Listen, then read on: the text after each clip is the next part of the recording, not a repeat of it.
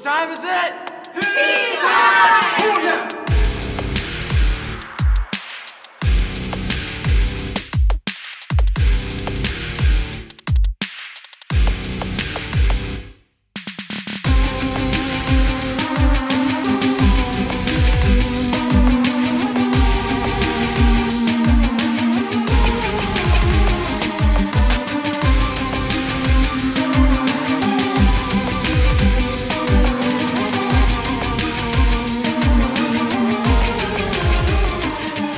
Welcome to Tea Time. This is episode 4. We got quite a bit to get to today. We're going to be getting to, the NBA and the NBA playoffs. We're going to be getting to some more MLB. And, of course, we're going to address a little bit of NFL and football here at the end. So let's get it started. Well, the playoffs in the NBA have definitely kind of taken a turn maybe we didn't expect.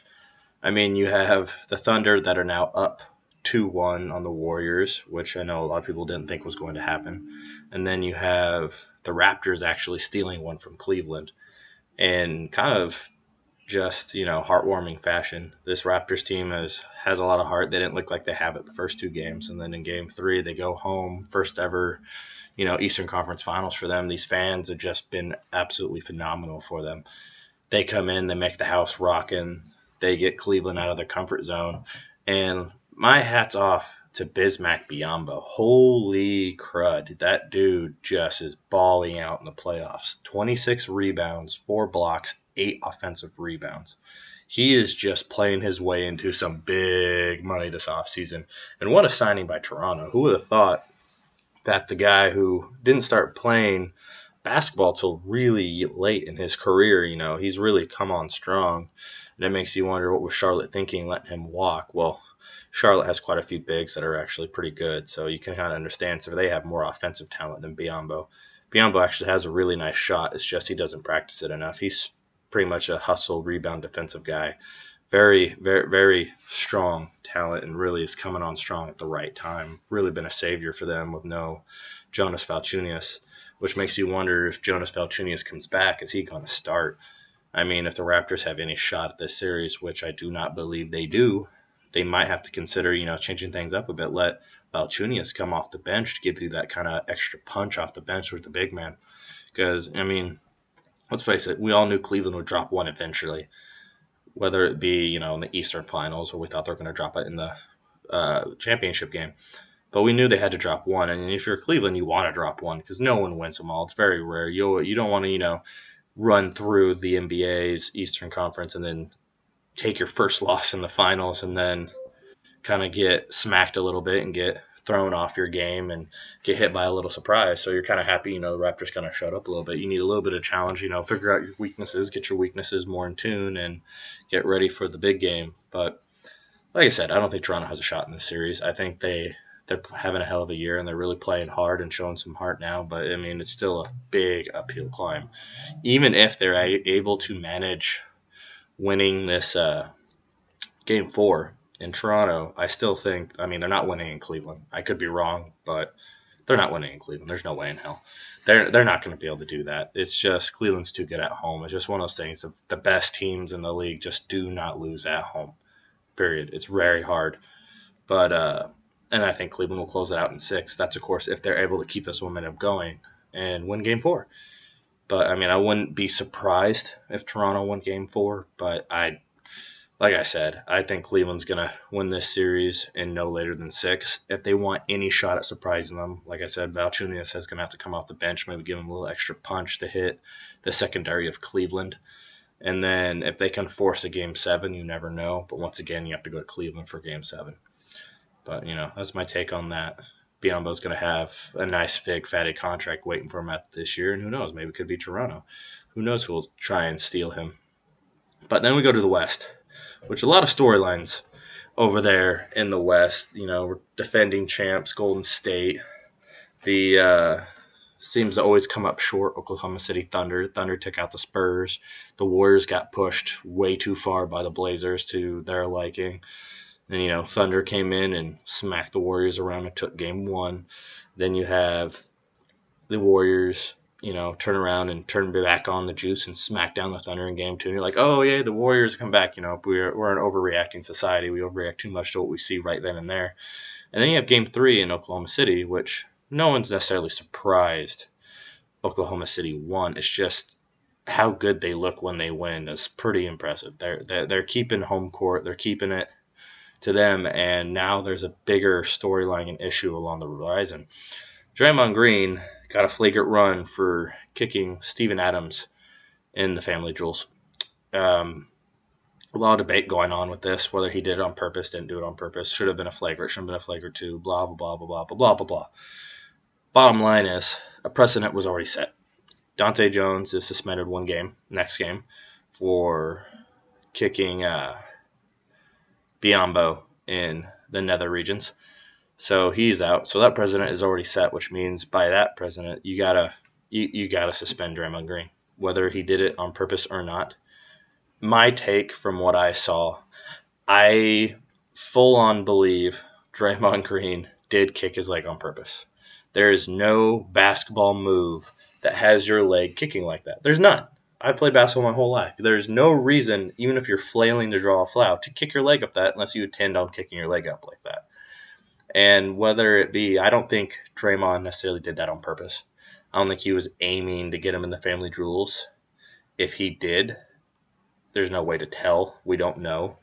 But from what I saw, he tried to draw a foul and just flailed everything up in the direction. I think he did want to kick Steven Adams if Steven Adams was still that close to kind of give him, hey, back off.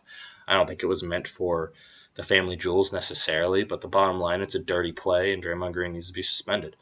And Draymond Green doesn't necessarily have, the best rapport when it comes to that, I guess. But, the Thunder are in his head. He's not having a great series. Curry's not having a great series. The Warriors are in big, big trouble, and they're about to lose Draymond Green for a game.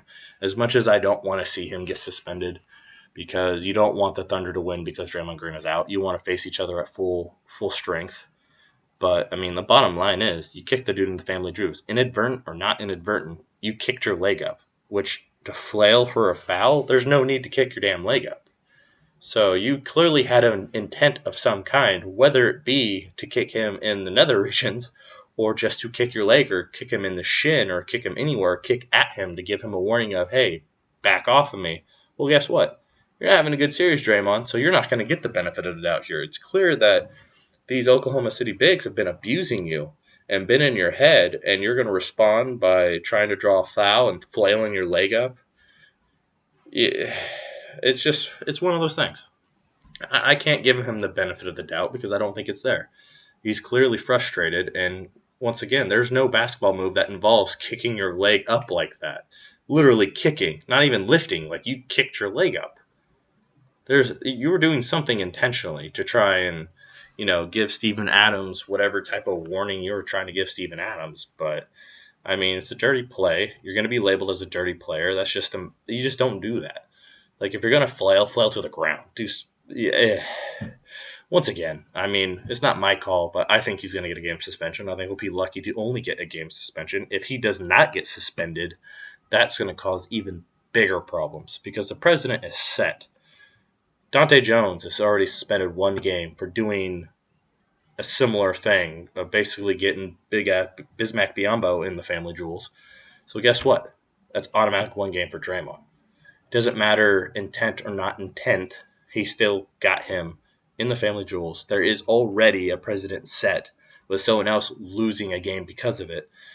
And you have to keep it even. You can't show favoritism. If Adam Silver shows favoritism here, there's going to be a lot bigger problems than, there's going to be huge problems. And so I say you give him a suspension like you have to give him. Warriors will probably lose the series. And if Warriors don't find a way to win without him, they're in huge, huge, huge trouble. They go down 3-1, which is what almost happened with the Blazers. Which the Blazers series, looking back now, you really look at them, you see the Warriors are not invincible. They really are not. Blazers pushed them to 5. That felt a lot longer than it was, and they easily could have lost Game 2. They did lose Game 3, and they easily could have lost Game 4. And there's a 3-game swing right there. They're showing their immortality, or or lack thereof, I guess, their mortality. And what they were able to do with the Blazers that they're not able to do against the Thunder is they're able to just hold it together and pull it out late, which they're not doing against the Thunder, which is harder to do against the Thunder. This Thunder team is actually pretty well established players and really good players. I mean, you have two superstars to deal with, not one. You have two bigs who are just playing out of their minds this postseason. And not to mention, the Thunder have played better competition until this point. I mean, they faced the Dallas Mavericks team that was a 5 seed at one point. They faced, obviously, the San Antonio Spurs, who were the second best team in the NBA this year. And now they get you, where turned you get a broken Houston team that just didn't know what was going on with them. You do get a Blazer team with a lot of fight, but come on, let's face it, the Blazers were not better than the Clippers. They got a little lucky with Chris Paul and Blake Griffin going out. And it's just the fact that they're just inexperienced. They're the youngest, most inexperienced team in the playoffs, and that's who you get in the second round. That's a little bit of luck. But now you're not going to get so lucky. You have to outplay the Thunder. You can't get by luck. You can't skate by. You have to play better. And I've said in the past before, Steph Curry is great until the shots don't fall. When the shots don't fall, what's Steph Curry going to turn to? And we're seeing it right now. I mean, Steven Adams blocked his three sticking on him. You stay on him, I mean, the magic that is which Steph Curry is slowly evaporating and is being evaporated by an aggressive Russell Westbrook and a very, very physical Thunder team that just won't give you anything. You have to earn it all. The difference is Thunder are more talented. Blazers gave you everything, but you're more talented, you're able to pull it out. Thunder are giving everything, and you're just not firing back. And that's a huge, huge, huge, huge, huge problem for you. Because you're on the brink of getting eliminated, and if you get eliminated, don't matter what your regular season was, you're not going to look at one of the great teams. You're really going to be labeled as a product of what the NBA is today, not a product of how good you are on the court, which would be a shame because they're still a very, very good team. But, I mean, granted, we don't know what's going to happen with Draymond Green yet. He should get suspended, but will he? It will decide the series almost. And if he does get suspended, like he should, the only way I see the Warriors being able to combat this big combo down there in OKC is maybe start Maurice Spates, get bigger, have Bogut and Spates, or Spates and Hephaestus Ezeli. Just let them battle with those bigs, because going small ball, Thunder have been outplaying you there too. So the Warriors were in trouble, on the brink of trouble against the Blazers. Now they're in big trouble. They're actually in red alert, and they really need to step up and find a way to get past this Thunder team because they're about to get beat in 5 games, which will not be good for them. But as far as playoffs go, I'm still, without knowing if Draymond's suspended or not, it's hard to pick who I think is going to come out of the West, but I'm going to stick with the Warriors for now. I think it's going to go to 7. I think we all know it's going to 7, but I think it's going to be Warriors, Cleveland. I think Cleveland wins it all. And I've said that before, and I'm going to stick to it for the moment, but I absolutely would not be surprised if the Thunder pull out this upset, minor it be on the Warriors, especially if they win this next game and Draymond's suspended. I think you can't not pick against the Thunder. But now I have a little bit of a conspiracy theory there for you. This offseason, the cap goes up majorly. And, we don't know what's going to happen. I have a little bit of a prediction, or not prediction, but more of a what-if theory for Mr. LeBron James. I think could very, very well happen. We all know LeBron's going to opt out at the end of the season to get more money. That's been made very clear. But if Cleveland wins the whole thing, and LeBron finally brings a title back home, I think he leaves Cleveland again. Obviously not under the same circumstances. Obviously he's not leaving them high and dry. If he was to bring them a title and leave, I don't think Cleveland has any reason to be upset either, because this time around, him leaving would not be as big as a blow. He gives them their title they've been yearning for, and he's leaving them with Kevin Love and Kyrie Irving, and basically giving them 2 really good players, borderline superstars, in return with the title. Like, you get a title and you get 2 budding superstars, so you have something there to build around and build with. Obviously, you're way better with LeBron, but I could totally see him doing that and heading off to LA. Most likely Clippers, not Lakers. I think he might want to go play with Chris Paul and Blake Griffin, which would make the Clippers an incredibly dangerous, incredible team. But I think there's a good possibility he might actually do that, and I wouldn't have an issue with it. Unless he does, hold another 2 hour long special and then says he's taking his talents to LA, then maybe he needs to get kicked in the family jewels. But I mean, this is a little bit of a conspiracy theory thing, fan theory, whatever you may call it, that I think could possibly happen. And I, I wouldn't be mad at that. And honestly, Cleveland should be mad at that either. They can say huff and puff all they want, but if he gives you a title and he leaves you Kevin Love and Kyrie Irving, what are you complaining about? He's not leaving you with the worst team in the NBA this time around, and he gave you a title. So, no complaints. But that's, of course, still way, way, way out in left field, and who knows what he's going to do or what's going to happen. And we still don't even know what's going to happen this year, so nonetheless. And then the lottery came through, and I'm just going to talk briefly about that real quick. But, the NBA lottery happened. You have the Sixers get the first pick. You have the Lakers get the second pick. You have Brooklyn, who was supposed to have the third pick, but it was given up to the Celtics because of obvious reasons. They traded a horrible, horrible trade for Kevin Garnett and Paul Pierce, who they don't have either anymore and never really made a real playoff run with them. But so Boston gets a third overall pick because Danny Ainge has done an incredible job with that team and gathering draft pick after draft pick after draft pick after draft pick. But I'll talk a little bit about that real quick. I think Ben Simmons is the best player in this draft. His ceiling's too high. I think Brandon Ingram is the second best player in this draft with a high ceiling, but I think that's pretty much where it ends. I don't think it's necessarily a bad draft with all the rest of the guys. I think those two are just so much farther ahead that I really see LeBron James ceiling for Ben Simmons, and I see Kevin Durant ceiling for Brandon Ingram, which are very, very lofty expectations for both of those guys. But that's the type of gameplay I see from both of them, and I could see them becoming. That doesn't mean they will become that, but that's where I see them becoming. And if you're the 1 and 2 pick, I don't pass on either one. You can't go wrong with either one, but I think you take one or the other, and there's no way you can't. But then I actually don't think LA keeps the pick. I think LA is going to trade the pick to get a really established guy and then make a run at LeBron and KD. I think the Lakers might call up Memphis and just be like, hey, we'll give you the second overall pick straight across from Marc Gasol. Now you have an established, probably the best center in the NBA, along with your budding young superstars and Julius Randle, D'Angelo Russell. And you have an opportunity to go snag Mar Rosen, whose heart's in LA as well. And if you pull off Marc Gasol, I don't understand why you couldn't be able to try and pull off KD or LeBron. You're going to have the money to do so, so why not? But that's what my little take on the draft there. I think we might have that trade at the top. But Ben Simmons and Brandon Ingram, I'll discuss it more as we get closer to the draft. But those two are far ahead and above what I think are, the best two players. But all right, we're going to get into MLB next. But first, a word from our sponsor. What time is it? Time to get some new socks. Trenton here from Tea Time with Trenton, the sports podcast based in Eugene, to tell you about Got Socks at Valley River Center. If you need some new stylish socks, they got everything you need. Everything from team socks to catchphrases to just all-around cool designs. And ask them about their bottom drawer for those socks that, are for special occasions and whatnot. They're located at the east entrance right before the food court. So if you got needs, they got socks.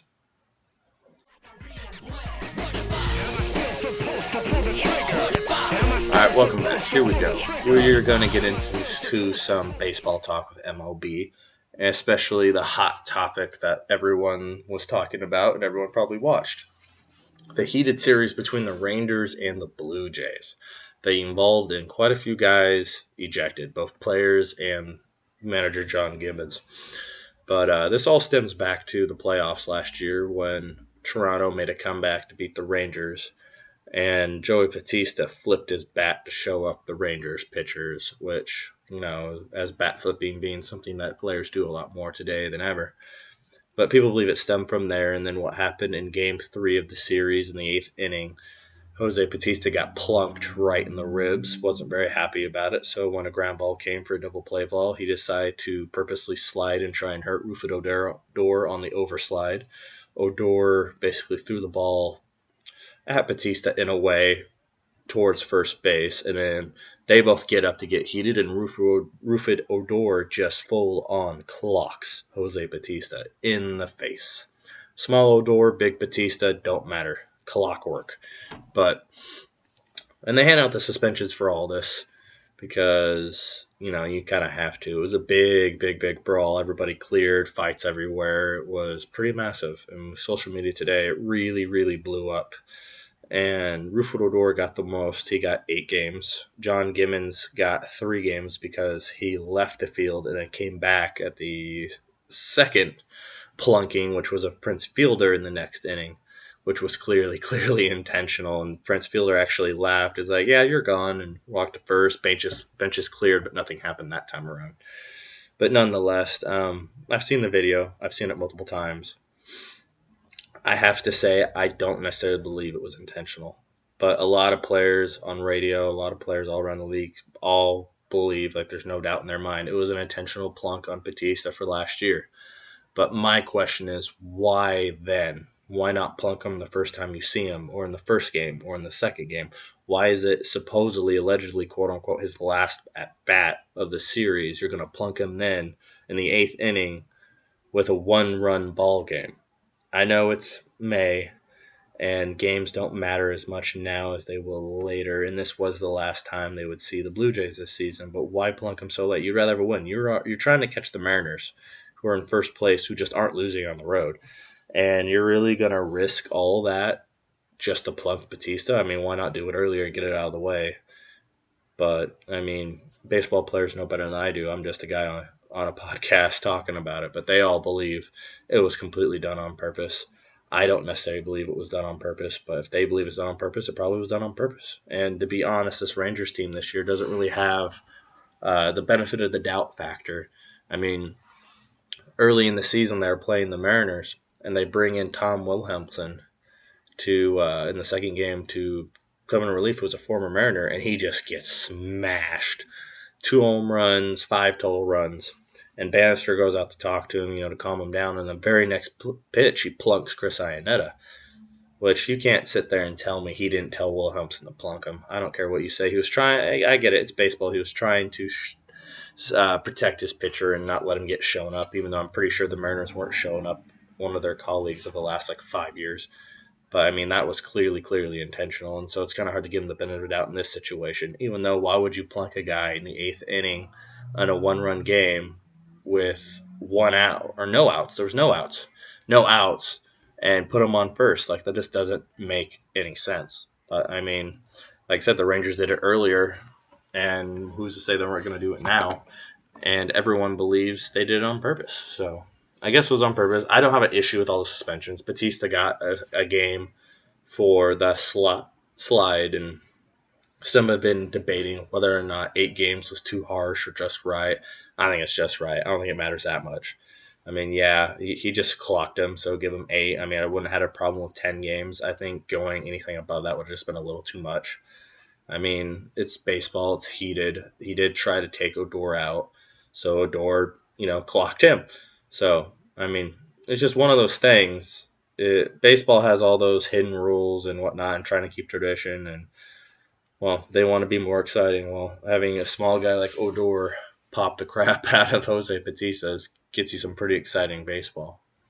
But, I mean, that's my take on that. I mean, the Mariners have just been unbelievable this year on the road. They're just winning I think they've lost 1 series on the road, if that. But Rangers trying to catch them, why would they risk losing that game now? But once again, it's May. We have a lot of baseball to go. But another part about the baseball season that I want to talk about is the whole Bryce Harper being kind of the head lead of this whole campaign, but the whole let's make baseball fun again, which is a campaign I really, really like. And I kind of really want to see the Nationals go far this year just because of this campaign that they're doing. Trying to make baseball fun again. You don't necessarily have to flip bats to do that, but baseball is definitely the more boring of the 3 sports because there's less action. There's a lot of downtime, a lot of time in between pitches, and there's walks and so on. It's just a slow-paced game. Unlike basketball, you can go court to court, end to end, throw down a dunk, pop a deep 3, get the crowd excited. Football, big hits, big plays. touchdown runs, all that good sense, where baseball does not have that. The most exciting thing about baseball is seeing a home run ball, and that's about it. Not everybody gets really jazzed up about, diving plays and just defensive stops and shutouts and whatnot. They just want to see offense. They want to see action. But I just really like what Harper's doing, and his buddy Max Scherzer kind of got involved. They're having a heated series, a really good series with the Mets, and Scherzer was out practicing, and a little kid said, "Hey, nice pitching last game," and Scherzer asked if he wanted to play catch, and Scherzer's playing catch with a Mets kid, a Mets fan, that little kid or whatever, and it's awesome what they're doing, just trying to get more kids involved, just doing it for them. I mean, that kid's got to remember that most of his life. And Scherzer gave him the ball afterwards. I think he signed it and threw it back up to him, which is really cool for that kid. I mean, get a ball like that for Max Scherzer, who's one of the best pitchers in the game, and it's not even your team. I mean, who knows? Those kids could be Washington Nationals fans now. And I think it's something a lot of players should be adopting right now, kind of make the game fun, get more kids involved, find ways to get kids to want to play. I mean, I coach my son. My son loves baseball. His friends who play with him all love baseball. It's just, you don't necessarily have to bring an element like just absolute bat flipping into it. It's just get the kids more involved. Play, talk to the kids at games. Play catch with them like Scherzer did. Wear the shirt, make baseball fun. Just do more fun things around. Like, NFL has Play 60. Why can't MLB do something similar with the kids in their community? Which I'm sure a lot of these players do stuff in the community with their kids, the kids around there. But, I mean, I just think it's a fun thing that they're doing, and I'm really a big fan of it. And I hope they continue to do this and get more kids involved, do more things to make baseball fun, and just all around get more excited about baseball, because baseball is still to me, a very fun sport. And kids who dream to play pro sports, baseball is their best shot. I mean, how many professional baseball players are there? I mean, every team has their minor league affiliates. I mean, there's thousands and thousands of players, where, football, it's straight up your 53-man roster and 20 guys on practice squad. NBA, it's even smaller. It's 15 guys, and that's it. So getting more kids excited, more kids involved with baseball will just be nothing but a good thing for baseball and good for kids, because it's a fun game if you give it a shot. But now, outside of that, I've been kind of floating around. I haven't been too much on the baseball radar like I should. But, I watched quite a few games this weekend. I gave you guys some power rankings for certain awards last episode. And, some of them were a little off now or then, but Chris Sale and Jake Arrieta are just having dominant years, and they're 9-0 and 8-0, and they're I don't know how they're gonna ever lose a game or even get a no decision. They're just darn near unhittable right now. But they're gonna continue their pass. You got Daniel Murphy, who's still hitting 400 for the Nationals. Maybe we'll see that. You have Jackie Bradley Jr. that's on a 27-game hitting streak. Still a long ways to go to beat DiMaggio's record. But, doing well. You have the resurgence of Robbie Cano coming back. He's now up to 40 RBIs on the season, leading the whole league, hitting some home runs. The Mariners look like they might be able to break that drought of 2001 when they made that phenomenal 115-win season. They might finally be back going to the playoffs. I mean, it's a lot of fun baseball going around. It's an even year. Giants are doing what the Giants do and look like they're going to possibly win the division. Too early to tell. That division's very, very tough. Nationals, Mets are battling it out in the East. Then, of course, you have the Pirates, the Cardinals, and the Cubs. Cubs just on a tearing pace. Will you see the Cubs break their drought? I mean, we could very well have a Cubs-Mariners World Series, which would be insane, just because how long it's been for the Cubs, and the Mariners have never been there. It just could be one of those things that'd be nice to see, break the curse in Boston. How long that took? Well, maybe Cubs will finally shake their stuff and get there. I mean, it's still May, still very, very, very early. Can't tell quite yet, but we could see some very fun things happen this year, and I'm really, really excited and keeping tabs on it, seeing what's going on and all that good stuff. But baseball making a nice little comeback, having a nice, interesting year by far, and I hope it keeps up. But all right, before we get on to the next part of the show, we're going to talk about some NFL and be introducing our new segment, Meet the Fan. Hello, my name is Colton Chalmers, and I am a sports fan. I root for my Seattle Seahawks, Seattle Mariners, Portland Trailblazers, and of course my Oregon Ducks. I've been a fan of these teams for my whole life. I enjoy watching these teams with my dad, and I like pretending to be them when I play. I'm Colton Chalmers, and I am a sports fan. Go Ducks!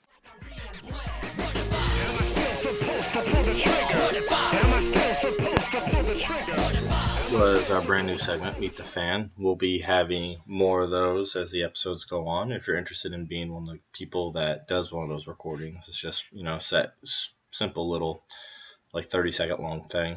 I have some others, but I know the fans are a big part of sports, especially pro sports. We're the ones that buy the tickets, buy the merchandise, root on the teams. If we're not there, then you don't really have that.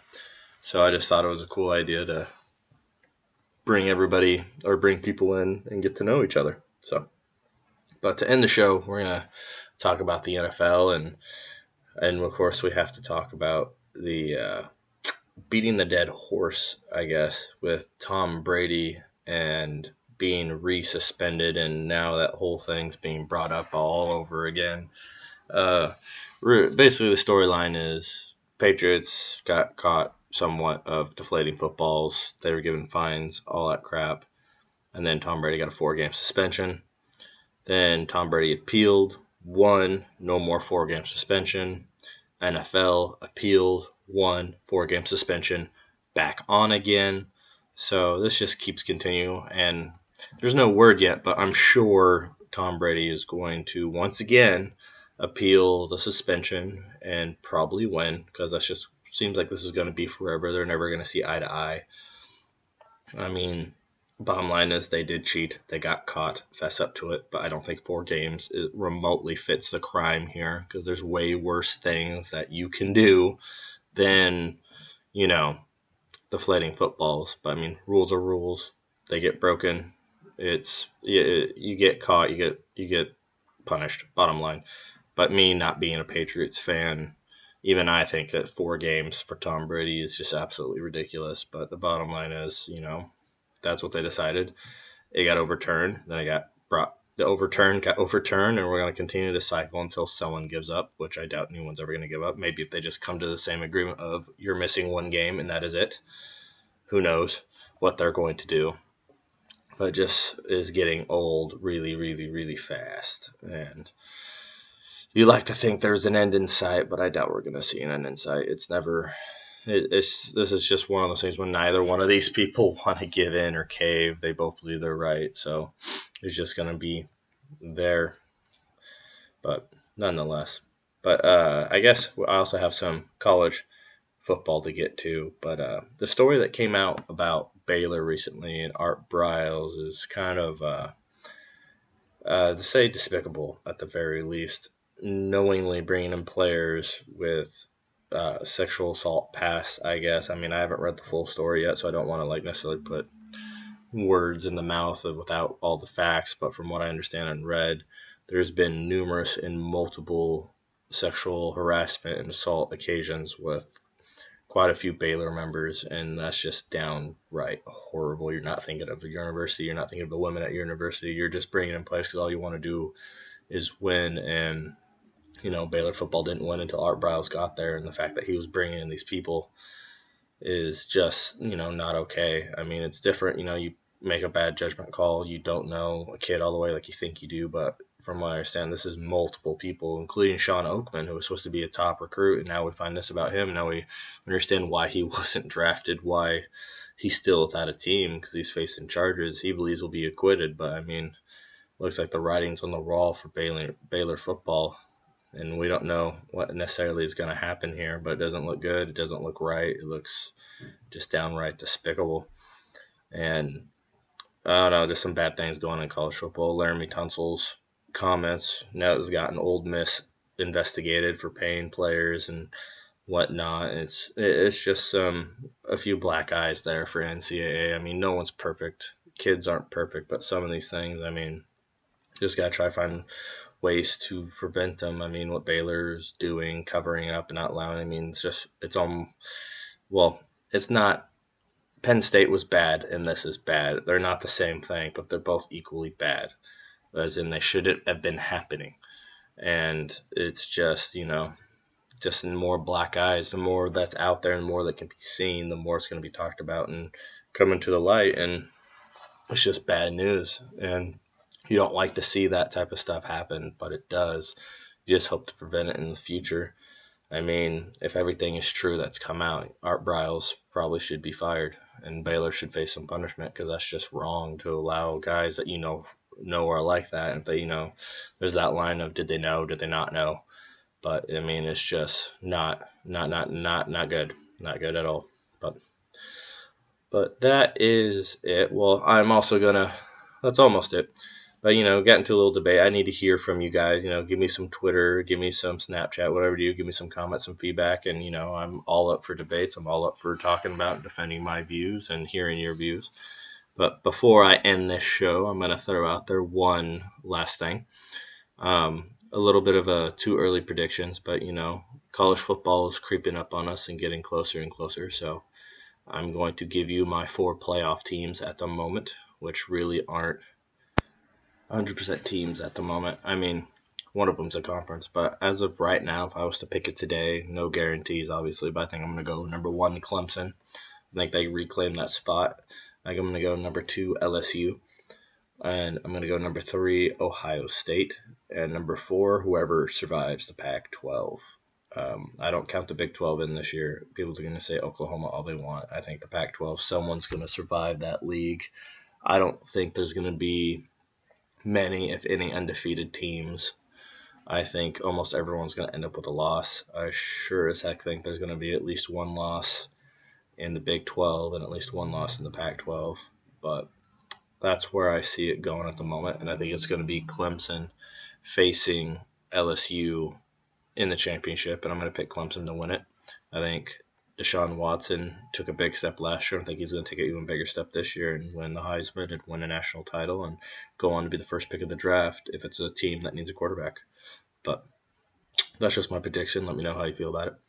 But that is all I have for y'all today.